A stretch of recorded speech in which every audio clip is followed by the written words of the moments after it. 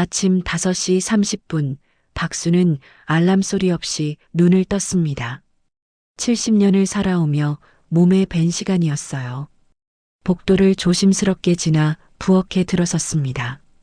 어젯밤에 씻어놓은 그릇들이 선반에 가지런히 놓여 있었어요. 또 하루가 시작되네. 물소리에 섞인 작은 혼잣말이었습니다. 4사람 분량의 쌀을 씻으며 창밖을 봤어요. 아파트 단지 사이로 해가 떠오르고 있었습니다. 25에 이 집에 와서 지금까지 본 몇천 번째 해돋이였을 거예요. 할머니, 벌써 일어나셨어요?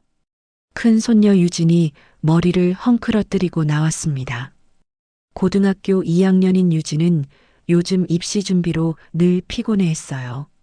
응, 우리 유진이도 일찍 일어났구나. 박수는 따뜻한 우유를 컵에 따라 유진 앞에 놓았어요.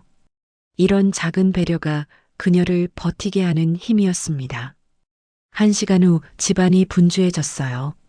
아들 준호와 며느리 미영, 그리고 중학생 예은이까지. 아침 식사가 차려지고 가족들이 둘러앉았습니다. 할머니, 계란말이 정말 맛있어요. 예은이 말했습니다. 그래. 예은이가 좋아하니까 할머니도 기뻐. 가족들이 모두 나간 후 집은 조용해졌습니다. 박수는 혼자 남은 식탁을 치우며 생각했어요. 벌써 45년이나 됐구나. 점심 무렵 친구 경숙이 찾아왔습니다. 2사람은 거실에 앉아 차를 마시며 이런저런 이야기를 나눴어요. 저녁에는 온 가족이 둘러앉아 밥을 먹었지만 박순에게 직접 하는 말은 많지 않았습니다. 밤이 깊었습니다. 가족들이 모두 잠든 후 박수는 홀로 부엌에서 내일 아침 준비를 했어요. 내일도 똑같은 하루겠지. 작은 한숨과 함께 나온 말이었습니다. 방으로 돌아가 이불을 덮으며 생각했어요. 이게 내 인생의 전부인가? 어둠 속에서 작게 중얼거린 말이 공허하게 울렸습니다. 일주일이 지나자 박순의 일상에 미묘한 변화가 시작됐습니다. 미영이 평소보다 일찍 부엌으로 나와 말을 건넸어요. 어머님, 오늘 저희 회사 팀장님이 오세요. 그래. 언제? 오후 2시쯤이요. 집이 좀 더 깔끔했으면 좋겠어서요. 박수는 고개를 끄덕였습니다. 팀장이 온다니 이해할 만했어요. 오전 내내 평소보다 더 꼼꼼히 청소를 했습니다. 며칠 후 더 구체적인 말이 나왔습니다. 어머님, 저녁 시간을 좀 앞당길 수 있을까요? 지금도 6시 반에 하는데 6시 정도로요. 아이들 학원 시간이 바뀌어서. 박수는 30분이면 그렇게 큰 차이는 아니라고 생각했습니다. 그래, 알겠다. 며칠이 더 지나자 또 다른 요구가 있었습니다. 어머님, 빨래할 때 구분해서 해주시면 안 될까요? 제 옷이랑 아이들 옷 따로요. 박순에게는 45년간 해보지 않은 방식이었어요. 그날 오후 경숙이 찾아왔을 때 박수는 고민을 털어놓았습니다. 경숙아, 요즘 집안일이 복잡해졌어. 그 정도야 할 수 있는 일이지. 며느리도 나름 생각이 있으니까. 그날 저녁 유진이 할머니에게 다가왔어요. 할머니, 요즘 더 바쁘신 것 같아요. 유진의 관찰력에 박수는 놀랐어요. 며칠 후 미영이 또 다른 제안을 했습니다. 어머님, 청소 순서를 정해볼까요? 아침에는 부엌, 오후에는 거실 이런 식으로요. 박수는 45년간 자신만의 방식으로 해온 일이었어요. 미영의 요청들이 하나하나는 합리적이었지만 전체적으로는 자신의 방식을 바꾸라는 것 같았습니다. 적응하면 되겠지. 하지만 마음 한편으로는 불편함이 자라고 있었어요. 1달이 더 지났습니다. 미영의 요구사항들이 하나둘 늘어났어요. 어머님, 설거지할 때 물을 너무 많이 쓰시는 것 같아요. 물값이 많이 나와서요. 조금만 절약해 주세요. 박수는 당황했어요. 45년간 설거지를 해왔는데 이제 와서 물 사용량까지 지적받다니요. 그날 저녁 더 큰 일이 일어났습니다. 어머님, 이 반찬은 언제 만드신 거예요? 어제 만들었는데? 어제 거면 버리고 새로 해주세요. 음식은 신선해야 해요. 박수는 할 말이 없었습니다. 멀쩡한 반찬을 쓰레기통에 버리며 눈물이 날 것 같았어요. 며칠 후 더 충격적인 일이 있었습니다. 박순이 거실 청소를 하고 있을 때 미영이 전화로 누군가와 이야기하는 소리가 들렸어요. 어머님이 나이 드셔서 그런지 일이 좀 서투러지셨어. 박순의 손이 멈췄습니다. 요양원은 아직? 하지만 계속 이렇게 되면 생각해 봐야 하지 않을까? 요양원이라는 말에 박순의 다리에 힘이 빠졌습니다. 조용히 자신의 방으로 돌아갔어요. 그날 밤 잠들지 못했습니다. 미영의 말들이 머릿속에서 맴돌았어요. 서투러졌다. 요양원. 45년간 이 집을 지켜온 자신에 대한 평가였습니다. 며칠 후 미영이 말했습니다. 어머님, 내일부터 집안일 좀 다르게 해주세요. 아침에는 청소, 오후에는 빨래 이런 식으로 시간표를 만들어서. 박수는 어이가 없었어요. 45년간 자신만의 리듬으로 해온 일을 시간표대로 하라는 것이었습니다. 방으로 돌아와 박수는 깊은 생각에 빠졌어요. 서랍 깊숙이 숨겨둔 통장을 꺼내봤습니다.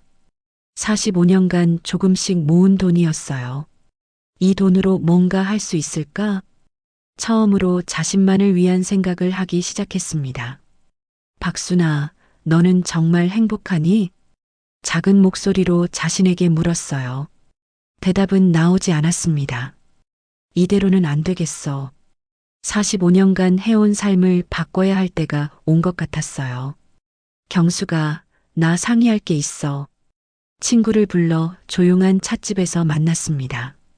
나 혼자 살아볼까 생각하고 있어. 경숙이 깜짝 놀랐습니다. 갑자기 준호가 뭐라고 했어? 아니야. 내 결심이야. 박수는 지난 한 달간 있었던 일들을 털어놓았어요. 그건 정말 너무하다. 45년간 집안일 해온 사람한테 그런 말을 하다니. 그동안 참아왔는데 이제는 한계야. 나도 내 인생을 살고 싶어. 며칠 후 박수는 혼자 부동산에 갔습니다. 집 근처 원룸을 봤어요. 보증금 1,000만 원에 월세 50만 원입니다. 충분히 감당할 수 있는 금액이었어요. 계약하고 싶어요. 집으로 돌아와 박수는 가족들에게 말할 용기를 냈습니다. 나 이 집에서 나갈 거야. 어머니, 갑자기 무슨 말씀이세요? 준호가 놀라서 물었어요. 갑자기가 아니야. 오래 생각한 거다. 원룸 하나 얻었어. 혼자 살아보려고. 할머니, 왜 나가시려고 해요? 유진이 울먹이며 물었어요. 할머니도 할머니만의 생활을 해보고 싶어서. 그날 밤 준호가 어머니 방으로 찾아왔습니다. 어머니, 정말 가시려고요? 그래. 나도 내 인생이 있잖니. 이틀 후 박수는 짐을 싸기 시작했습니다. 45년간 모아온 물건들 중 꼭 필요한 것만 골랐어요. 어머님, 정말 안 되겠어요? 미영이 마지막으로 만류했습니다. 미영아, 미안해. 나도 한번 혼자 살아보고 싶어. 어머님이 행복하셨으면 좋겠어요. 진심이 담긴 말이었어요. 이사하는 날 가족들이 모두 나와서 도와줬습니다. 할머니, 자주 연락드릴게요. 유진이 박순을 꼭 안았습니다. 우리 유진이 공부 열심히 하고. 새 집에 도착해서 열쇠를 받았을 때 박수는 떨렸어요. 이제부터 여기가 내 집이구나. 작은 원룸이지만 온전히 자신만의 공간이었습니다. 그날 밤 박수는 혼자 저녁을 차려 먹었어요. 간단한 음식이었지만 마음이 편안했습니다. 이제 시작이야. 45년 만에 처음으로 자신만을 위한 삶을 시작하는 박순의 마음에는 불안보다 설렘이 더 컸어요. 2달이 지났습니다. 박수는 새벽 6시에 눈을 떴어요. 예전처럼 누군가를 위해서가 아니라 자신이 원해서였습니다. 오늘은 뭘 하지? 창문을 열자 시원한 바람이 들어왔어요. 아파트 단지 내 산책로를 걸었습니다. 안녕하세요. 옆동에 사는 할머니가 인사를 건넸어요. 자연스러운 대화가 마음을 가볍게 만들었습니다.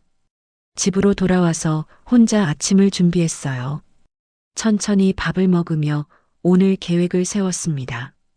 휴대폰이 울렸어요. 준호에게서 온 문자였습니다. 어머니, 잘 지내시죠?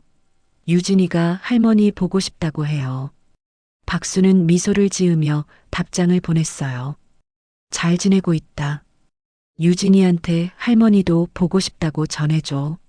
서운하지 않았어요. 오히려 적당한 거리가 좋았습니다. 오후에 동네 마트에 갔어요. 혼자 살면서 장 보는 양이 확연히 줄었습니다.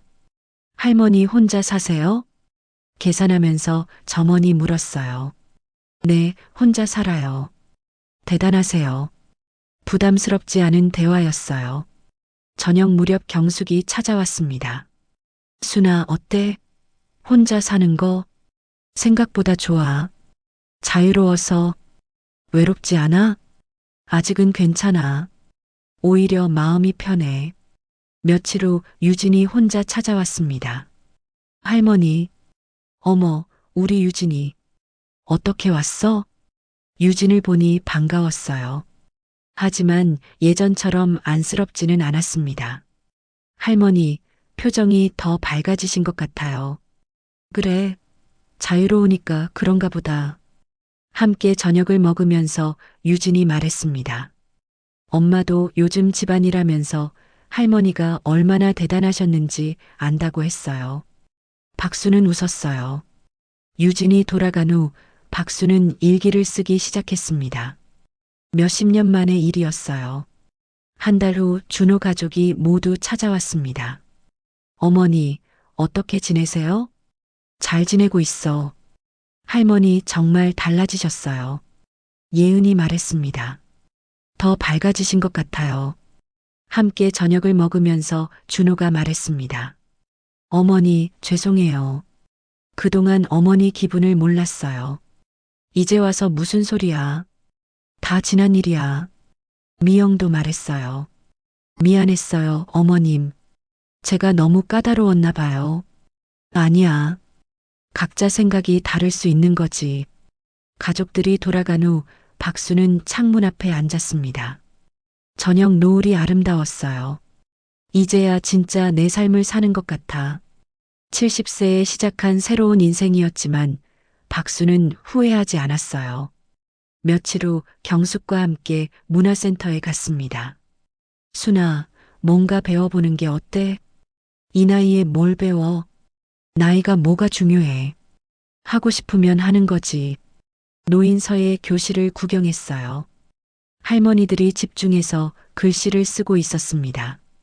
재밌어 보이는데? 다음 주부터 시작해보자. 서예를 배우기 시작한 지 한 달이 지났습니다. 처음엔 서툴렀지만 점점 나아졌어요. 박 씨 글씨가 많이 좋아졌네요. 선생님이 말했습니다.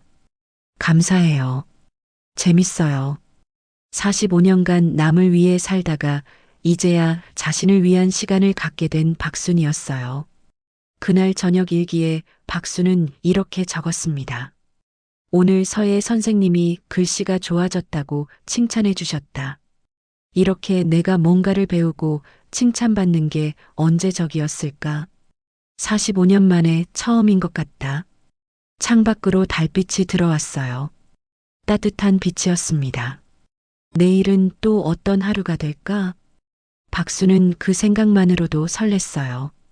매일이 자신만의 선택으로 채워지는 삶이 시작된 것이었습니다. 진정한 자유가 무엇인지 이제야 알 것 같았어요.